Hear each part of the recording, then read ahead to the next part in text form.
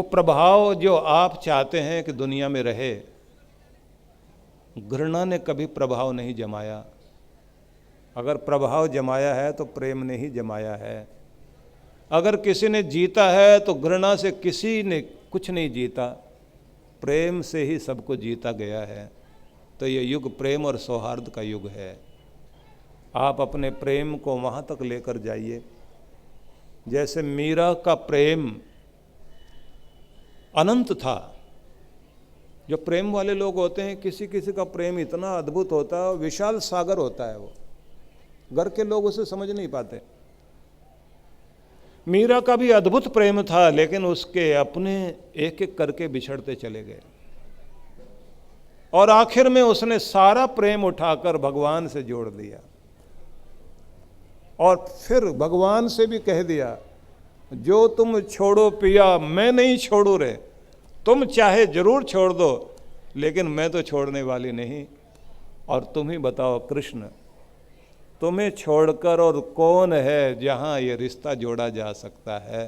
सारे रिश्तों तो तुमसे ही हैं, इसलिए तुम छोड़ सकते हो, मैं तो छोड़ने वाली नहीं हूँ। अपने प्रेम को उतना अनंत सीमा तक पहुँचा दिया जहाँ सीमा ही नहीं है, और इसीलिए उसका प्रेम समाधि बन गया। तो ये युग प्रेम सौहार्द का युग है। तो इस युग में हमें इस बात को ध्यान रखना है कि नया वर्ष तब शुरू होगा जब हम नए बनने की चेष्टा करेंगे। नया वर्ष तब शुरू होगा जब हमारे विचार नए होंगे। नया वर्ष तब आएगा जब नया सूरज विचारों का आपके अंदर उगना शुरू होगा, तो समझ लेना चाहिए उसी दिन से आपका नया वर्ष शुरू हो गया। इसलिए कुछ नया बनना है आपको। नएपन को आप अपने अंदर लाइए और अपनी चिंता निराशा उनको थोड़ी देर के लिए धकेलिए और कहिए कि मैं निकल सकता हूँ इन सब से बाहर और अपना सूरज खुद उगा सकता हूँ। तो पांचवी चीज़ आपको बताना चाहता हूँ कि नयापन लाने के लिए इस युग को, जो मैं मान रहा हूँ कि ये 15 बातें हम इस रूप में भी लें कि पांचवी चीज़ सहयोग है। ये सहयोग का वर्ष है, सहयोग का युग है। तो इसमें हमें ये भी याद रखना है, एक दूसरे के सहयोग से ज़िंदगी चलेगी। कुछ मैं किसी के लिए करूँ, कुछ कोई मेरे लिए करे। और ध्यान रखें, संग्रह किसी का कितना भी बड़ा क्यों ना हो टिकेगा नहीं, छूटना तो सब यही है। हिंदुस्तान में ऐसे ऐसे बादशाह थे, आप जरा सोच लीजिए, उन्हीं के बारे में सोच लीजिए जो तख्ते ताउस पर बैठते थे, जिसको हम लोग बोलते हैं मयूर सिंहासन। मयूर सिंहासन की कहानी अगर आप सुनेंगे तो बड़ी अद्भुत कहानी है। सार इतना समझ लीजिए कि 7 साल बनाने में लगा, तख्ते ताउस को बनाने में 7 साल लगे, और 3 मन सोना लगा, 3 मन सोना और 7 मन हीरे माणिक जवाहरात, 7 मन 7 सालों में बना। 3 मन सोना था, 7 मन हीरे जवाहरात, इतनी सारी चीज़ें तख्ते ताउस बनाने में लगी। और कितना कीमती था कि फ्रांस और ईरान की कुल संपदा मिलाकर भी उतनी कीमत नहीं बनती थी जितने का तख्ते ताउस था। और एक लुटेरा खैबर दर्रा पार करके हिंदुस्तान में आया, सब लूट के लेके गया। लेकिन मैं दूसरे ढंग से भी कहूँ कि कोई कितना भी बड़ा जोड़ कर ले, लुटेरा सबके पास आता है मौत बनकर, यम बनकर, और सब छीन के चला जाता है और सारी चीज़ें यहीं पड़ी रह जाती हैं। इसलिए किसी का संग्रह किसी के साथ जाता ही नहीं है। अगर दुनिया में कुछ रहता है तो प्रेम रहता है, या फिर हमने किसी के लिए क्या योगदान किया, किसी ने हमारे लिए क्या किया। आप सोचें, आप अपने बच्चों को कुछ भी उपहार दें, वो याद रहे ना रहे, लेकिन एक चीज़ याद रहती है, आपने जो समय बच्चों को दिया होता है, पिता भी अगर बच्चे के मन में ऐसे संकल्प बोए, कल्पना में अपने आप को उस ऊंचाई पर बैठाओ तो सही, एक न एक दिन वो कल्पना भी आपकी पूरी होगी जरूर, कि मैं वहाँ पहुँचना चाहता हूँ, मैं वहाँ जाना चाहता हूँ। आत्मविश्वास को बढ़ाने वाले विचार और उच्च शिखर पर पहुँचने के लिए संकल्प सिद्ध विचार अगर आपके हैं तो आपने अपने मस्तिष्क का नवीनीकरण किया है, और नया मस्तिष्क है, नए विचार हैं, तो आपके लिए सब कुछ नया है। वर्ष नया, जिंदगी नई, और सब कुछ नया। और वे विचार जो निर्भयता पैदा करें, वो जब जागते हैं आपके अंदर, तब आपका मस्तिष्क नया होता है। डर वाले विचार जब आपके अंदर है, आप कभी भी नए नहीं हो सकते। निराशा आएगी, चिंता जागेगी, क्योंकि भय की बेटियां हैं ये।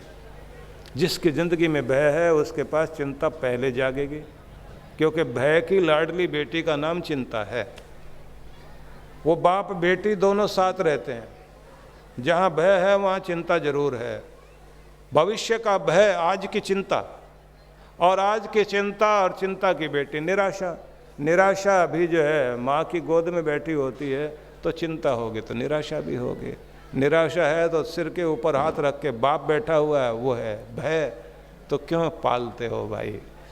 भय का मतलब एक ऐसी कल्पना कर लेना है, ये जहाँ मेरे प्राण बसे हुए हैं, मेरा धन ना छिन जाए, मेरा पद ना छिन जाए, मेरा रुतबा कम ना हो जाए, मैं बीमार ना हो जाऊँ, मेरा रिश्ते ना टूट जाए, मेरा ये ना हो जाए, वो ना हो जाए। कुछ खो जाने का जो डर है, ये सबसे बड़ा डर जो ज़िंदगी में बना रहता है, यही चिंता देता है। और कुछ लोग ये कहते हैं कि थोड़ी बहुत चिंता ना हो तो आप कुछ भी नहीं करोगे।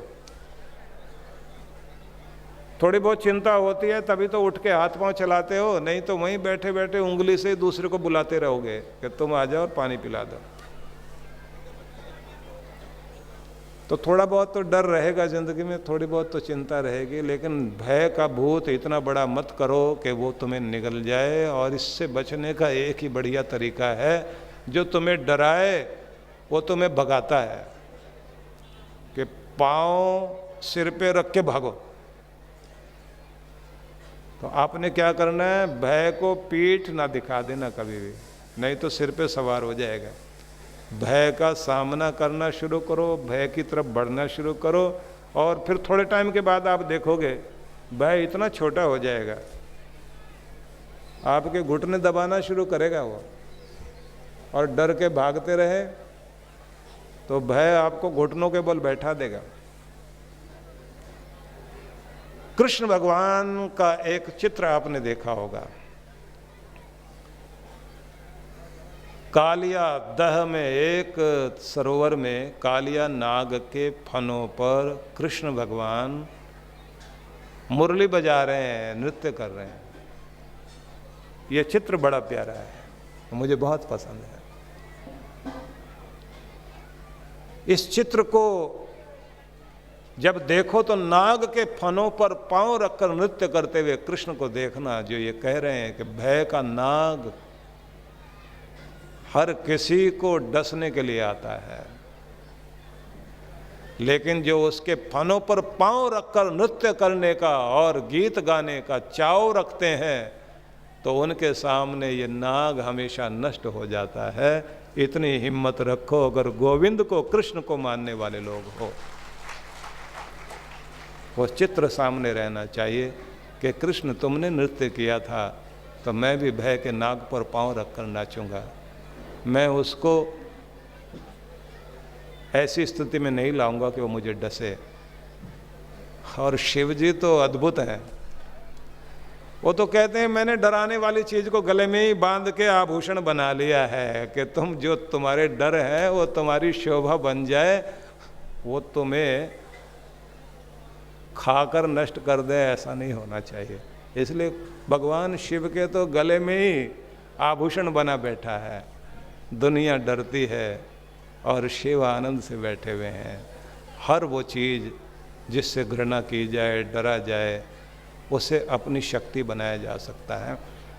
ये बात कभी किसी समय जो इंडोनेशिया की महान शक्ति थे, वहाँ के राष्ट्रपति रहे सुकर्णो, उनके पिता ने उनको एक बार सिखाया था। ये उदाहरण अद्भुत उदाहरण था उनकी ज़िंदगी का। जब उन्होंने अपने बच्चे को स्कूल भेजा, सुकर्णो के पिता ने, तो पहले दिन ही वो डर के बच्चों से परेशान होकर घर आया और बोला मैं अब स्कूल नहीं जाऊंगा, बच्चे बहुत ख़राब हैं, मारते पीटते हैं, मजाक उड़ाते हैं, मैं वहाँ नहीं जाऊंगा। तब पिता ने उसको कहा ठीक है मत जाना, आज हम दोनों बाहर जाते हैं। और फिर नदी किनारे गए और वहाँ पर वो थोड़ी देर खेलते रहे। और फिर एक जगह उन्होंने, एक पानी की धार बह रही थी, उन्होंने कहा कि चलो ये खेल खेलते हैं, पानी को रोकते हैं। तो पानी को रोकने के लिए उन्होंने आगे बांध बनाया और थोड़ी देर खुश होते रहे, ताली बजाते रहे, देखो हमने पानी को रोक दिया। और थोड़ी देर के बाद बच्चा आया रुआंसा होकर बोला पिताजी वो तो बहुत गलत हो गया, हमने जो बांध बनाया था ना, पानी दूसरी तरफ से बहकर और अपना रास्ता बना चुका है। तो पिता ने कहा बेटा एक बात नहीं समझ में आई, इसमें पानी में इतना दम कहाँ से आया, हम लोग तो ताकत वाले लोग हैं, हम इसे रोक सकते हैं, ये रुका नहीं। बोले नहीं वहाँ तो वो रुक गया था लेकिन दूसरी तरफ से रास्ता बना लिया उसने। और पिता ने कहा बेटा एक बात बताओ, जब पानी अपना रास्ता बना सकता है तो हम नहीं रास्ता बना सकते क्या? हम लोग जो है या तुम अपने स्कूल में तुम्हारी पढ़ाई को रोकने के लिए कुछ बच्चों ने मजाक उड़ा दी और तुम अपना रास्ता नहीं बना सकते, उन्हीं में से रास्ता बनाना है। और कोशिश ये करो कि जो मजाक बनाने वाले थे वो तुम्हारी ताकत बन जाए, उन्हें अपना दोस्त बना लो, उन्हें अपनी ताकत बनाओ। तो 10 विद्यार्थी थे जिनके साथ विरोध था और उन्हीं को इस बच्चे ने अपना दोस्त बनाया और वही उस देश की आज़ादी से लेकर और विकास तक के कार्यों में उसके साथी बने। पता क्या लगा कि आदमी में हिम्मत हो तो अपनी बाधा को अपना आभूषण बनाया जा सकता है। जैसे शिव जी ने सांप को ही अपना आभूषण बना लिया। तो आप ये कोशिश कीजिए कि जो आपके लिए जीवन में बाधक बने वो आपकी शक्ति बन जाए। तो घड़ी के अनुसार बज गए 11, रुकना चाहिए।